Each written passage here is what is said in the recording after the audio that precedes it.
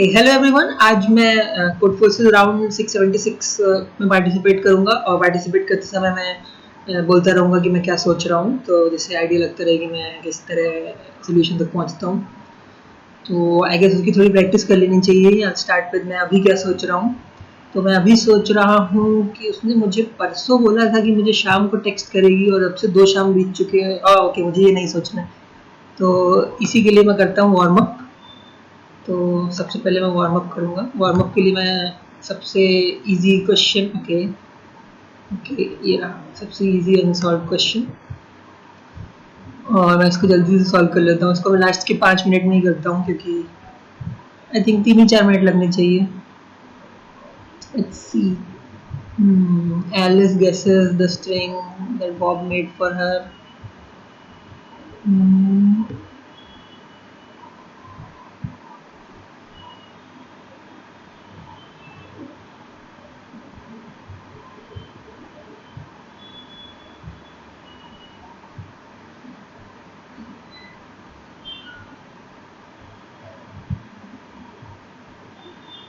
Okay.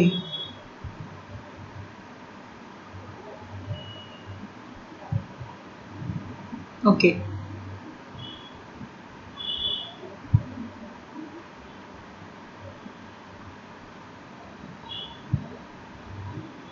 Okay, हर 2 length वाली string को डुप्लीकेट कर दिया एक तरीके से। तो ठीक है, let's try to solve this.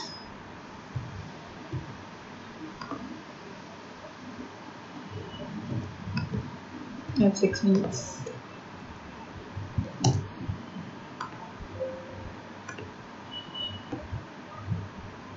Warm up का ये भी फायदा होता है कि हमारा आईडी वगैरह सेटअप हो जाता है। तो आई गेस यहाँ पे बस हर अल्टरनेट कैरेक्टर को प्रिंट करना होगा और उसके बाद एंड में लास्ट कैरेक्टर को प्रिंट करना होगा। तो टेस्ट केसेस है क्वेश्चन में और एक स्ट्रिंग इनपुट लेनी है। अब इसमें से हर अल्टरनेट कैरेक्टर चाहिए। तो आई गेस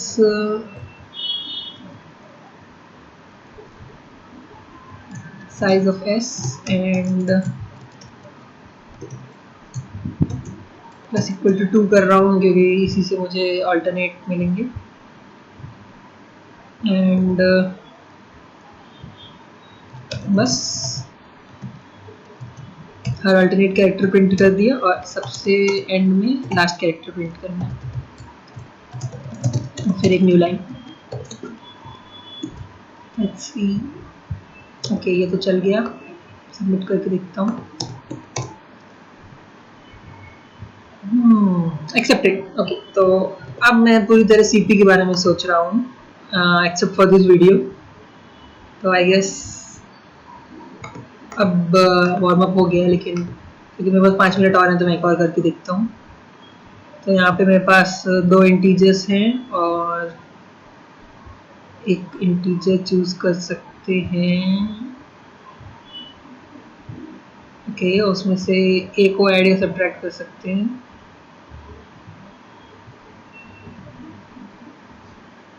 मतलब ओके, ए में के को ऐड या सब्ट्रैक्ट कर सकते हैं। के को 1 से 10 के बीच में चूज करना है। ओके, हर मूव में डिफरेंट वैल्यू ऑफ के यूज करनी है। तो आई गेस 10 ही मूव्स कर सकते हैं maximum.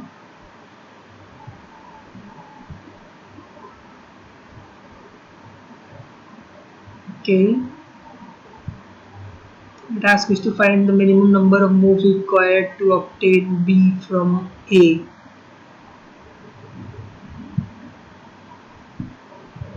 I think so you may use, okay, same भी यूज कर सकते हैं इसका मतलब। आई थिंक बस डिस्टेंस में देखना पड़ेगा कि डिस्टेंस बाई 10 का जो भी सील होगा। ओके, तो ट्राई करते हैं इसको। ओके, तो सबसे पहले टेस्ट केसेस हैं। फिर मैंने 2 नंबर्स लिए ए और डी। अब मैं डिफरेंस लूँगा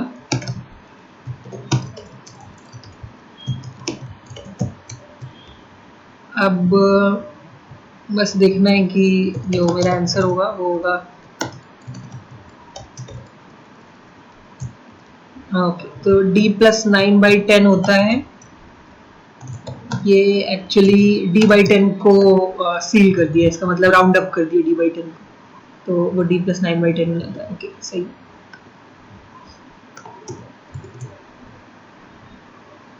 अगर ये सही ओके हाँ। यूजुअली 2 क्वेश्चंस काफ़ी होते हैं वार्म अप के लिए, और अब मेरे पास टाइम भी नहीं है, तो अब मेरा जो इन्वायरमेंट वगैरह है वो भी अच्छे सेटअप हो गया। अभी जैसे मैंने सबलाइन खोल भी नहीं रखा था,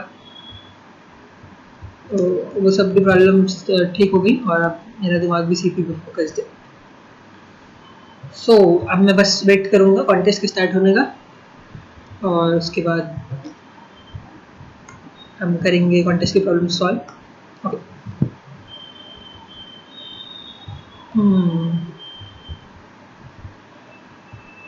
ओके, इस कॉन्टेस्ट में 5 ही क्वेश्चंस हैं, और डिफ़िकल्टीज 500 बढ़ रही हैं। आई गेस ये थोड़ा सा स्टैंडर्ड है। हाँ ओके, स्टैंडर्ड स्कोरिंग डिस्ट्रीब्यूशन। इसका मतलब बेस्ट स्ट्रैटेजी यही होगी कि सबसे पहले ए सॉल्व करें, फिर बी, फिर सी, फिर डी, क्योंकि लाइक ये लोग खुद ही बोल रहे हैं कि डिफ़िकल्टी इंक्रीजिंग है। कुछ कुछ कॉन्टेस्ट में ऐसा होता है कि अगर 500 फिर 1000 उसके बाद फिर से 1000 होता है, तो हम ऐसा कह सकते हैं कि बी और सी की डिफ़िकल्टी इक्वल है, बट यहाँ पे ऐसा नहीं है, यहाँ पे सबकी डिफ़िकल्टी इंक्रीज हो रही है, तो स्टार्ट टू एंड सॉल्व करना सबसे अच्छा रहेगा। और राउंड के बाद स्टेफ डास का यूट्यूब चैनल पे सॉल्यूशंस मिलेंगे, तो अब वहाँ भी देख सकते हैं, बट आई थिंक अगर आप भी वीडियो देख रहे हैं तो मेरे चैनल पे देख रहे होंगे, क्योंकि मैं हिंदी में करता हूँ। एनीवे, और yeah, this round was rescheduled because of intersection with other scheduled contest. तो ये intersection actually kick start round जी से है, और अगर वो राउंड स्टार्ट होने के पहले आप ये वीडियो देख रहे हैं और भूल गए हैं तो मैं रिमाइंड कर दूं कि आज किक स्टार्ट भी है, और मुझे खुद नहीं याद कितने बजे हैं, तो लेट्स सी।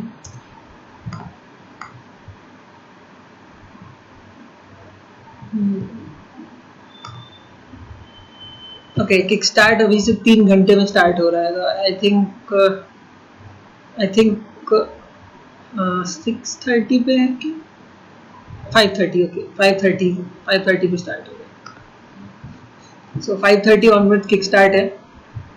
अगर उसके पहले आप ये वीडियो देख रहे हैं और आपको याद नहीं है कि किक स्टार्ट है 5:30 पे, तो या डोंट मिस इट। और मैं उसके भी सोल्यूशंस की वीडियो बनाऊंगा, मतलब उसमें मैं इस तरह ये थिंकिंग आउट लाउड वाला तो नहीं करूँगा, बट उसके या तो सोल्यूशंस की वीडियो बनाऊंगा या फिर लाइव स्ट्रीम करूँगा, क्योंकि मैंने कल ही थोड़ा बहुत सीखा लाइव स्ट्रीम के बारे में, मुझे भी बहुत अच्छे से आता नहीं है। एक्चुअली OBS में कुछ ऑप्शन है स्ट्रीमिंग का, बट मुझे पता नहीं कैसे यूज होता है। Okay, Zoice, I think it's Zoar and Twice, yeah, Twice. Okay, this is Tzu Chu, the it's a legendary grandmaster on Good Force. तो Tzu ने सना को 2 इंटीजर्स दिए और एक इम्पॉर्टेंट क्वेस्ट दिया। Okay, the important quest is to output smallest possible value of A's or X plus B's or X. Okay, where XOR is the bitwise OR operation. Okay, तो हम X को choose कर सकते हैं और हमें A's और X plus B's और X चाहिए। तो आई थिंक जिन बिट्स पे A और B डिफर करते हैं, वो बिट अगर X में हाई हो चाहे लो हो, आई डोंट थिंक उससे कोई फ़र्क पड़ेगा, क्योंकि अगर डिफ़र कर रहे हैं तो जैसे अगर A में कोई बिट हाई है तो फिर वो मतलब B में हाई हो जाएगी, और अगर B में हाई थी तो A में हाई हो जाएगी, तो उनके सम में वो बिट रहेगी। जो बिट दोनों में नहीं है, I don't think there is any point of including that bit, because फिर वो सम को बढ़ा ही देगा। तो आई थिंक जो बिट दोनों में है वही वाली बिट्स चाहिए, तो आई थिंक सिर्फ A और B का बिट वाइज एंड ही आंसर हो जाएगा। So let's try. Test cases int ab scene ab cout a and b.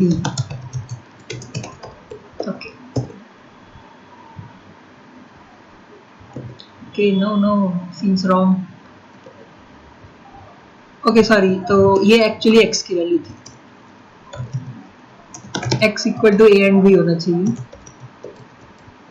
तो हमें प्रिंट करना है a और x प्लस b और x.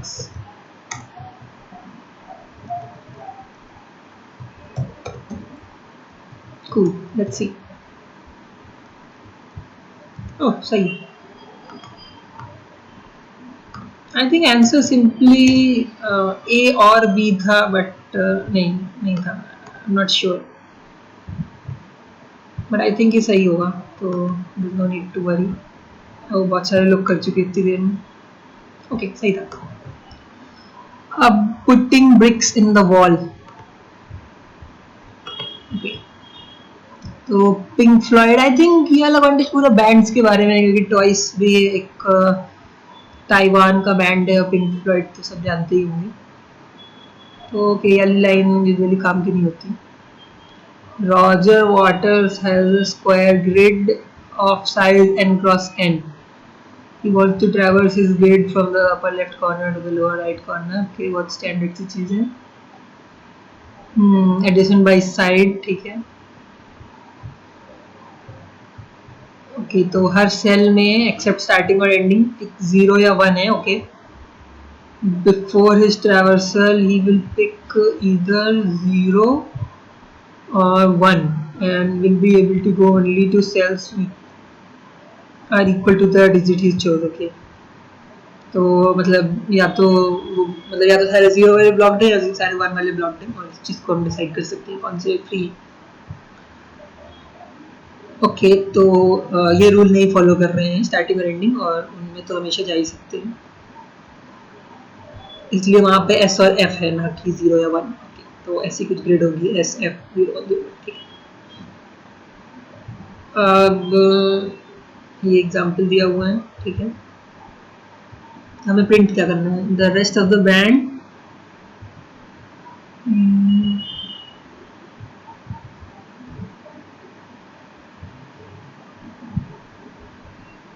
ओके तो पिंक फ्लॉयड के जो बाकी लोग हैं वो चाहते हैं कि वाटर्स ट्रैवर्सल कर ही ना पाए, तो एट मोस्ट 2 सेल्स को वो कर देंगे इन्वर्ट, और they are afraid they will not be quick enough. okay so ये कह रहे हैं कि सॉल्यूशन हमेशा एग्जिस्ट करता है. ओके तो आई थिंक यहाँ पे ऐसा होगा कि हमें बस स्टार्ट और एंड को ब्लॉक करना होगा, और ये कुछ ऐसा है कि आई थिंक इससे हो जाना चाहिए काम, क्योंकि स्टार्ट से भी आउटगोइंग 2 ही पॉइंट्स हैं और एंड से भी आउटगोइंग इनकमिंग 2 ही पॉइंट है. तो आई थिंक सिर्फ ये दोनों और ये दोनों इससे काम हो जाना चाहिए. आई थिंक ये 2 को 0 कर दें और ये 2 को 1 कर दें तो काम हो जाएगा, या ये 2 को 1 और ये 2 को 0, ऐसा कुछ भी करके काम हो जाएगा. तो क्या सिर्फ 2 चेंजेस करके ऐसा किया जा सकता है कि या तो ये दोनों 0 ये दोनों 1, या फिर ये दोनों 0 ये दोनों 1 हो जाए. Let's see. अगर चारों 0 हैं तो ऑब्वियसली कर सकते हैं, नीचे वाले 2 0 को 1 कर देंगे. चारों 1 है तो नीचे वाले 2 1 को 0 कर देंगे. और okay I think I got it. I think in दोनों में से ऐसा कुछ है कि अगर S के पास अगर दोनों 0 हैं तो इसको दोनों 1 कर देंगे, इसके पास अगर दोनों 1 है तो मतलब अगर यहाँ दोनों 0 हैं तो यहाँ दोनों 1 कर देंगे, उसमें एटमोस्ट 2 चेंजेस लगेंगे. फिर अगर यहाँ दोनों 1 है तो यहाँ दोनों 0 कर देंगे, यहाँ दोनों 0 है तो यहाँ दोनों 1 कर देंगे, और यहाँ दोनों 1 है तो यहाँ दोनों 0 कर देंगे.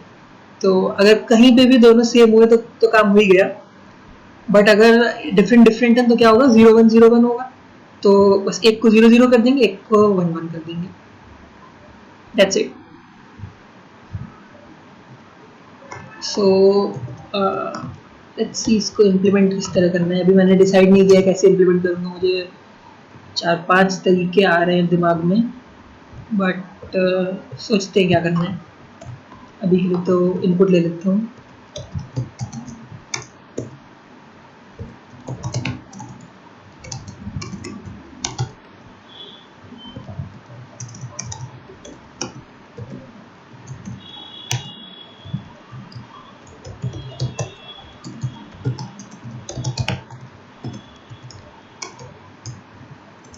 ओके, मैंने इनपुट तो ले ली।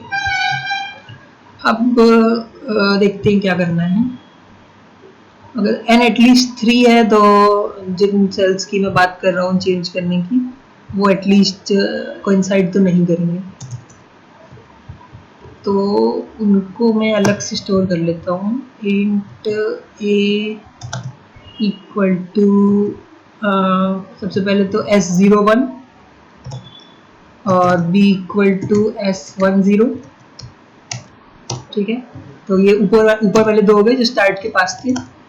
c को मैं ले लूँगा n-1 n-2 और d हो गया n-2 n-1। ओके, तो ये बॉटम राइट कॉर्नर वाले हो गए, और ये दोनों बॉटम राइट कॉर्नर वाले हो गए, ये दोनों टॉप लेफ्ट कॉर्नर वाले हो गए। Okay, now let's see. अब मैं चाहता हूँ कि ओके, अगर a इक्वल टू b है तो मैं क्या करूँगा कि मुझे चाहिए c equal to d equal to not a हो जाए, या फिर अगर c इक्वल टू d है तो मैं चाहूँगा कि a equal to b equal to not c हो जाए,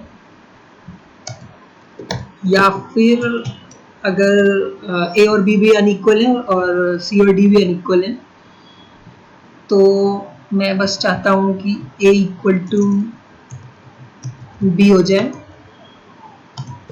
and c equal to d हो जाए and c not equal to a हो जाए। तो ये मैं चाहता हूँ, तो ये सारी ही चीज़ें करके लिखते हैं। ओके, तो आई थिंक इन्वर्जन्स प्रिंट करने हैं, मतलब कौन कौन से सेल को इन्वर्ट कर रहे हैं प्रिंट करने हैं। तो इसको मैं एक वेक्टर में रख लेता हूँ क्या क्या प्रिंट करना है, और बस एंड में उसको प्रिंट कर दूंगा। लाइक पहले तो उसका साइज, और फिर वो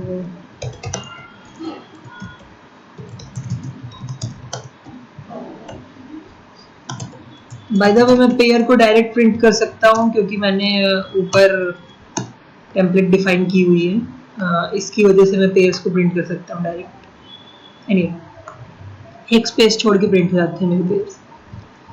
तो अगर c not equal to a है तो I need to flip it,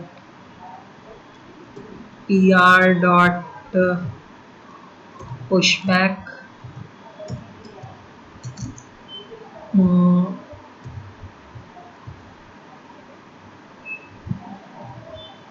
pr dot push back n-n-1 जो कि 1 बेस्ड इंडेक्स है।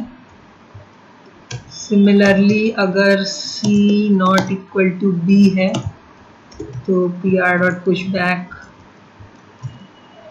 n-1, n। ये केस हो गया। अब यहाँ पे भी सिमिलर करना है। अगर a not equal to, oh shit, मुझे इन्वर्ट करना था।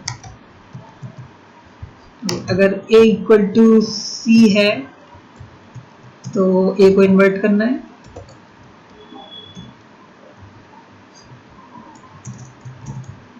One comma two.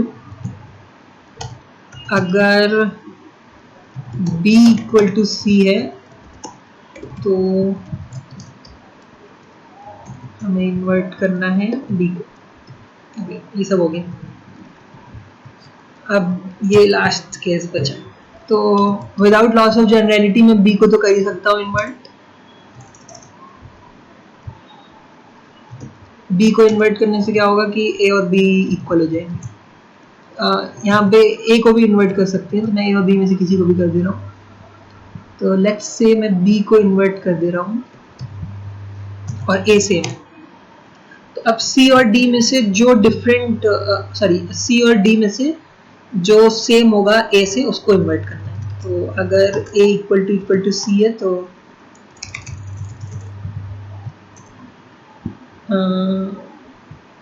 एक सेकेंड,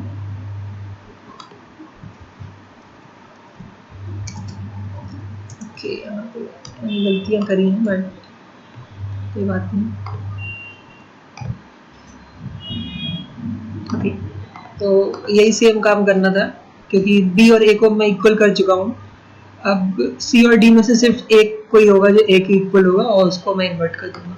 आई थिंक ये सही सॉल्व हो चुका है। ये तो मुझे आंसर्स यहाँ दिख रहे हैं, तो 1 3 4 0 और यहाँ पे है 2 3 2 2 3। तो देखते हैं क्या ये सही है। 3 2 और 2 3 को चेंज करके हो जाएगा, जो कि सही है। तो सबमिट करते हैं। आई थिंक मैंने इसमें बहुत ज़्यादा टाइम लगा दिया इस वाले क्वेश्चन में। हाँ, काफ़ी इजी था। मैंने आई थिंक 14 मिनट्स पे कर रहा हूँ।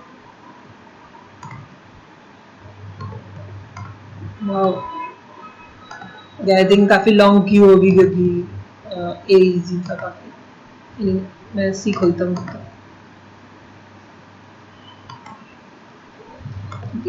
सो रिंगो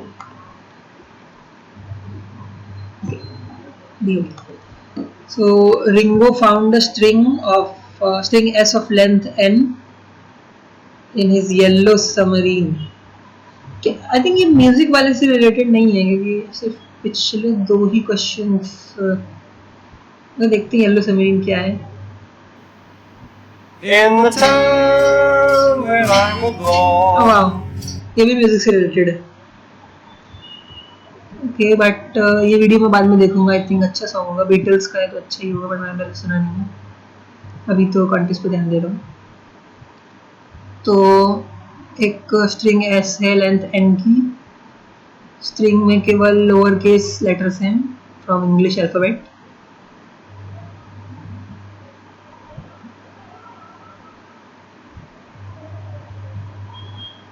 ओके, तो एक स्ट्रिंग को पैलिंड्रोम में कन्वर्ट करना है और इसके लिए 2 तरह के ऑपरेशन है। फर्स्ट ऑपरेशन में एक आई चूज करके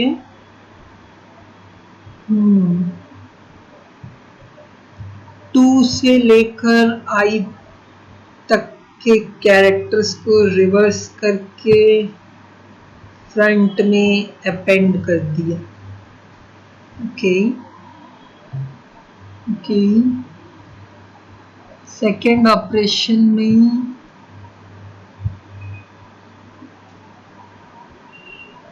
एक मिनट, ये 1 इंडेक्स है कि 0 इंडेक्स है? ओके, 1 इंडेक्स है। तो इसमें फर्स्ट कैरेक्टर को छोड़ के 2 से लेकर आई तक को रिवर्स करके फ्रंट में लगा दिया और इसमें क्या किया कि लास्ट कैरेक्टर को छोड़कर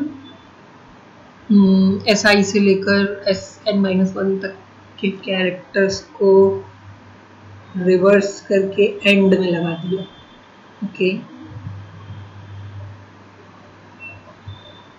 एट मोस्ट 30 टाइम्स ये ऑपरेशन करना। मुझे लग रहा है कि सिंगल ऑपरेशन में शायद हो जाना चाहिए। बस फर्स्ट वाले ऑपरेशन को अप्लाई कर दें। अच्छा, okay, I equal to N नहीं कर सकता हूँ। अगर यहाँ पे आई इक्वल टू एन कर सकता होता तो बस एक ही ऑपरेशन में होता।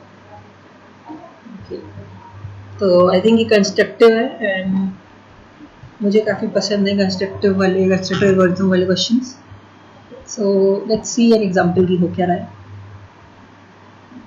A B A C, okay, इसको हमें पैलिंड्रोम करना है।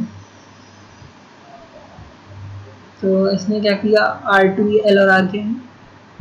L represent first operation, R represent second operation. Okay, तो R2 मतलब आई गेस BA को आगे लगा दिया होगा। तो जो मेरी स्ट्रिंग थी ABAC वो अब बन जाएगी ABACAB। ओके, अब इसने किया R5, तो 5 कहाँ पे, आई थिंक ये 5th है, तो बस एक A आगे लग जाएगा। ओ वाह, ये तो सच में पैलिंड्रोम बन गया। ओके, इसमें कुछ सरप्राइज होने वाली बात नहीं थी, ऐसा नहीं था।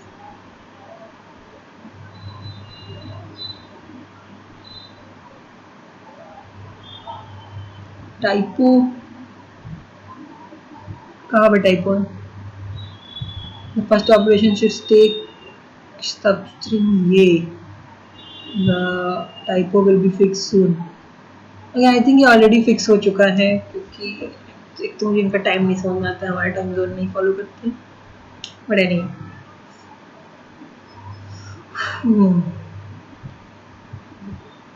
ओके, तो आई थिंक प्रोबेबली ये वाला जो सैंपल है ये डिसीव करने के लिए है, और इससे कुछ आसान तरीका होगा।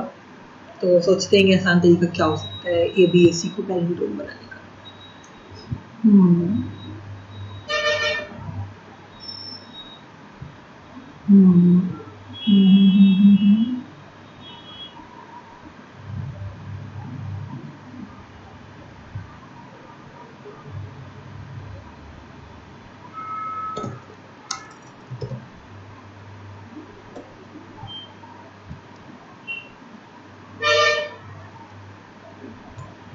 यहाँ पे -1 वाला कंडीशन है क्या? ओके, नहीं, मतलब हमेशा किया जा सकता है, राइट? आई थिंक यहाँ पे इसलिए हो गया क्योंकि यहाँ पे फायदा ये था कि सेकंड लास्ट पे फर्स्ट वाला कैरेक्टर था। तो यहाँ पे ऐसा था कि अगर मेरे पास कोई कैरेक्टर है, फिर कुछ भी स्ट्रिंग है, उसके बाद फिर से वो कैरेक्टर है, उसके बाद कोई दूसरा कैरेक्टर है, तो आई थिंक इसको इजीली किया जा सकता है। यहाँ पे मैं क्या करूँगा कि R वाला ऑपरेशन जब करूँगा तो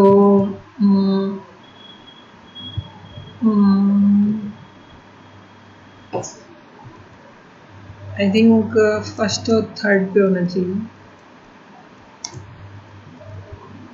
ओके, अब जब मैं R वाला ऑपरेशन करूँगा पूरी इस वाली स्ट्रिंग पे, तो इससे ऐसा कुछ हो जाएगा, फिर X फिर डॉट, और जब मैं R वाला ऑपरेशन इस स्ट्रिंग पे कर लूँगा तो वापस X यहाँ पे आ जाएगा और ये पैलिंड्रोम बन जाएगा।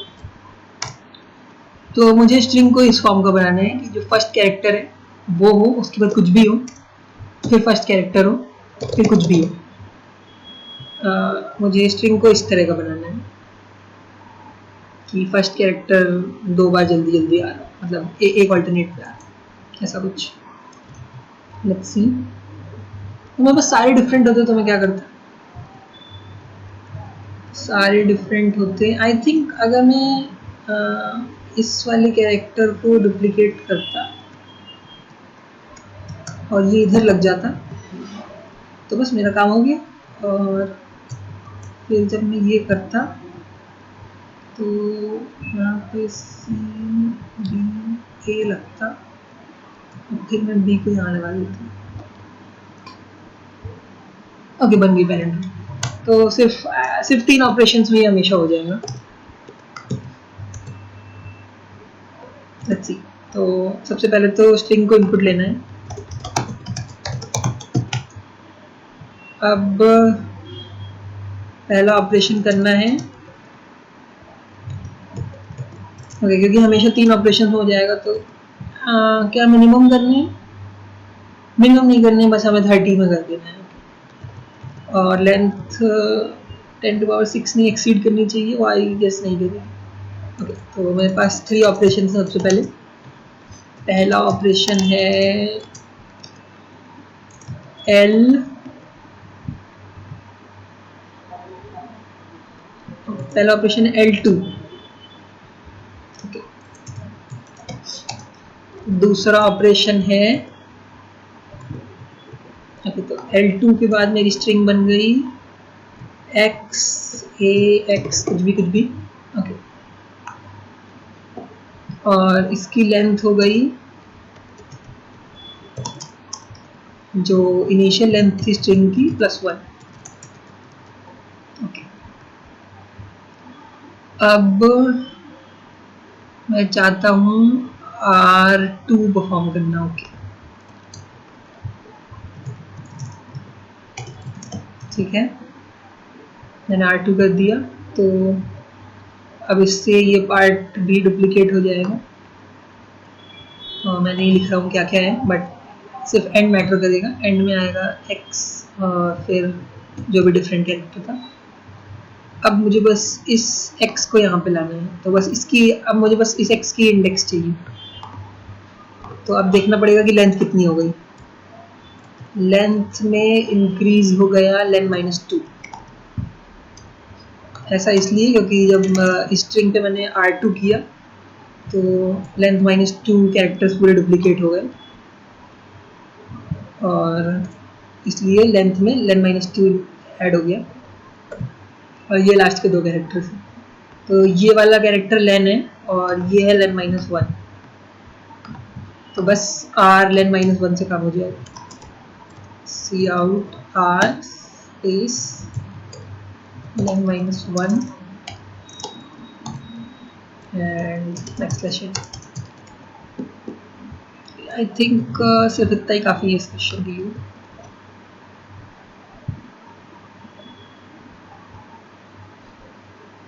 ओके, यहाँ पे हो रहा है L2 R2 और R7। तो एक बार चेक करते हैं कि क्या ये सही है। L2 करने से ये बन जाएगा BABAC। ओके, इसके बाद जब मैं R2 करूँगा तो ये बन जाएगा BABCABA।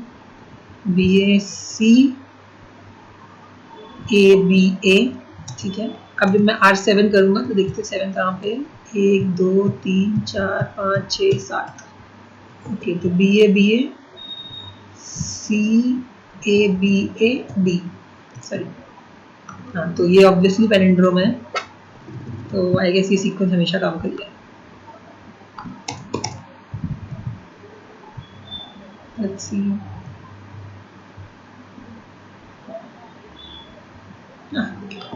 ओके, तो 3 प्रॉब्लम्स हो गए। अब मैं प्रॉब्लम डी की तरफ बढ़ता हूँ। प्रॉब्लम डी के अभी सबमिशंस काफ़ी कम है।